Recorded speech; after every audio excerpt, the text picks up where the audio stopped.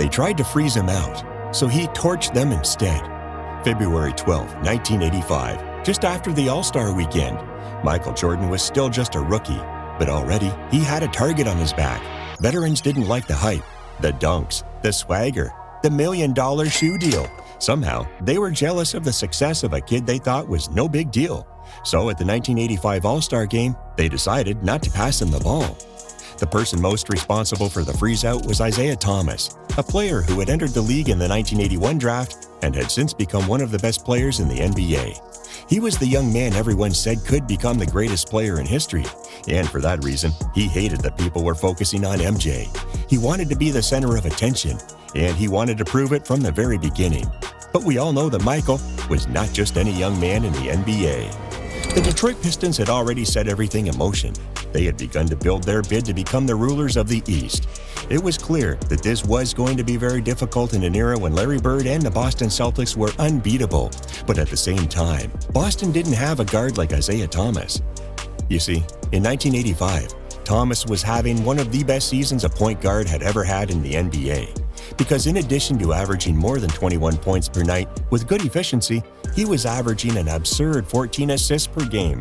He was the most complete floor general in the entire league that season, even better than Magic, in an era when players like that were capable of catapulting you to the finals. And not only that, the Pistons had even more talent in the form of players like Bill Laimbeer and Kelly Tripucka. At that point, they only needed two things. One was a little luck, and the other was that no one else rose faster than they did. But the Bulls were on a mission. Even though it was Michael Jordan's rookie season, Kevin Loughery already knew that he was no ordinary rookie. He knew that his potential was as high as the moon.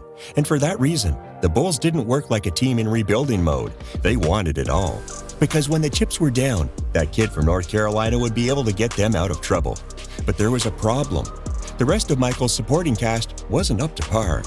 Yes, the Bulls had Orlando Woolridge, another young player who was poised to be a star. But other than him and Quentin Daly, who was a great player off the bench, Chicago didn't have much else. The thing is, Detroit was a much better team than the Bulls.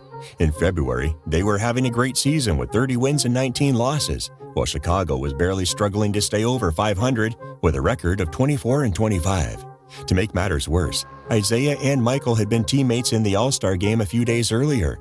And Jordan, despite having achieved an incredible feat by being selected as a rookie, didn't have the best game. At times, it seemed like Isiah didn't want to pass him the ball. He wanted to ice him out. Because how could the best floor general in the entire Eastern Conference not be able to find one of the most talented players on the court? Michael was offended, and we all know that even though he was just a kid, he was going to take that personally. 2 days later, the Bulls played against the Pistons. It was the perfect revenge. The Bulls were the underdogs, but we already know that didn't matter to Michael. In fact, it served as motivation. The greeting between Michael Jordan and Isiah Thomas seemed fake before the game. It looked like neither of them even wanted to speak to the other, and Michael soon proved that it was just a formality. Because on the first ball he touched, the man went coast to coast with only one goal, the hoop. Those semi-transition situations were a gift for one of the most athletic players anyone had ever seen. The man was possessed by his ego. Every ball he received was an opportunity to attack the paint, because he was a master at finishing in the craftiest way possible. Jordan was especially motivated when Isiah had the ball in his hands, because even though he was the best passer in the league that season, Michael would be reading the passing lanes to make sure that didn't happen that night. In this play, he steals the ball to finish with an easy dunk in which he seems to wait for Isiah to tease him. Just crazy. In addition, Isiah had to guard MJ at times during the night, like in this play. But Jordan was smart, and he knew help would be coming. So after a great move, at the last second, he gave Juwan Oldham the only bucket he would get that night. Although Michael wasn't as lethal a shooter from mid-range as he would later become in his career, he took advantage of opportunities to show off details like this turnaround jumper from the free throw line. At no point during the night did it look like Isiah could guard him. Check out this play, where Michael hits him with the crossover, drawing oohs and ahs from the crowd, before finishing with another midi about 15 feet from the hoop. But the most incredible thing is that despite his enormous offensive workload, Michael didn't seem tired. He did it all. Grab the defensive board, go coast to the other side of the court, and then finish with a lefty layup that also gets him the and one. Again, another example of those semi-transition plays that were so common in 80s basketball. Shortly after, he attacks the rim again, this time going right, to finish with a floater in which his arm seems to grow like in Space Jam.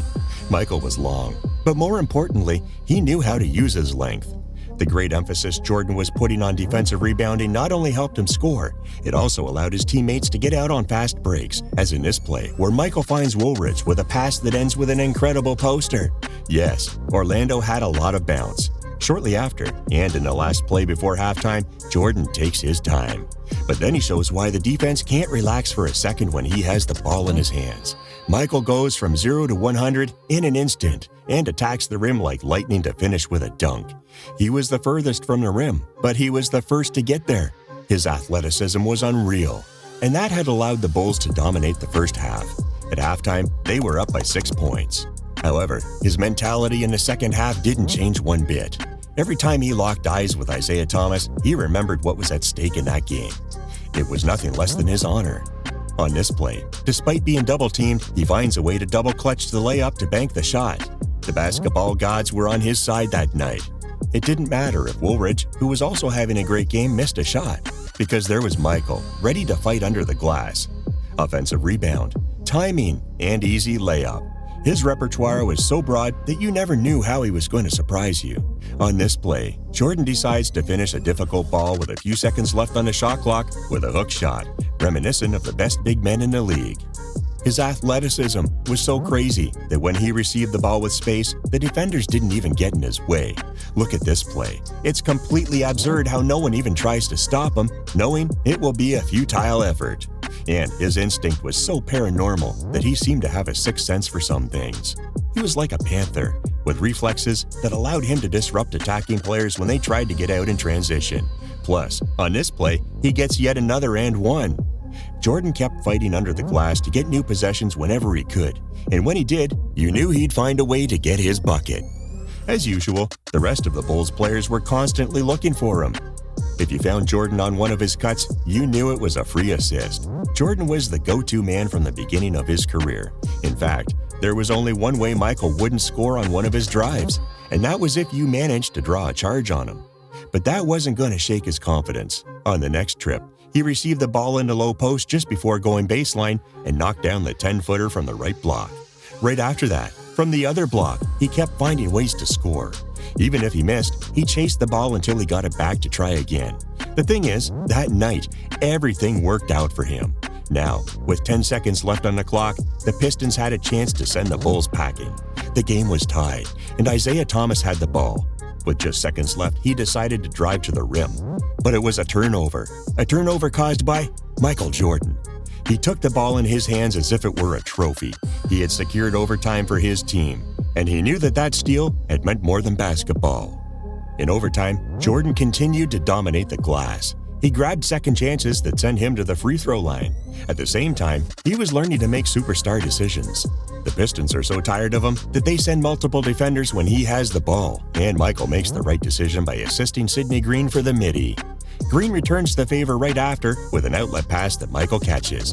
But the most incredible thing is how, despite receiving the hardest foul of the night, he doesn't even care. He gets the and one like nothing happens. The Bulls were completely dancing around the Pistons in overtime. Michael managed to close out the game with another defensive rebound, forcing the Detroit players to foul him and send him to the line. That's where he scores his 48th and 49th points of the night. And that's when he sits down on the bench with the game in the bag and receives an incredible ovation from the packed Chicago stadium, which watches in awe at the dominance of its new superstar. Jordan had just had one of the first magical nights of his career. One of the first performances he would remember forever.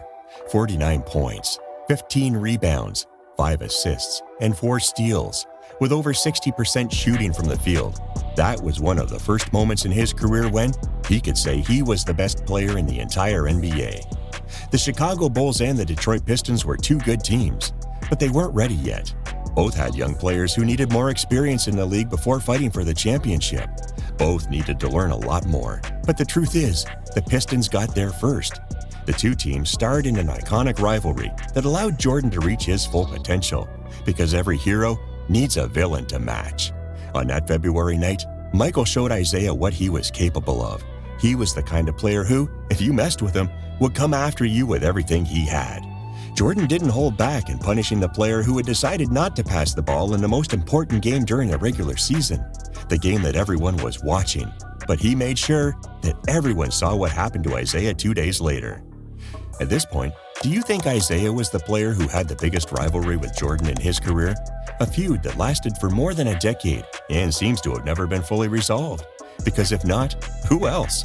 Drop your pick in the comments. We'd love to hear your story. If you live for legendary breakdowns, epic rivalries, and the moments that made basketball history, subscribe to First 5 Hoops and join a community of real basketball fans. And if you enjoyed this video, don't forget to like, subscribe, and hit the notification bell to stay updated with all our latest content. Thanks for watching, and we'll catch you in the next one.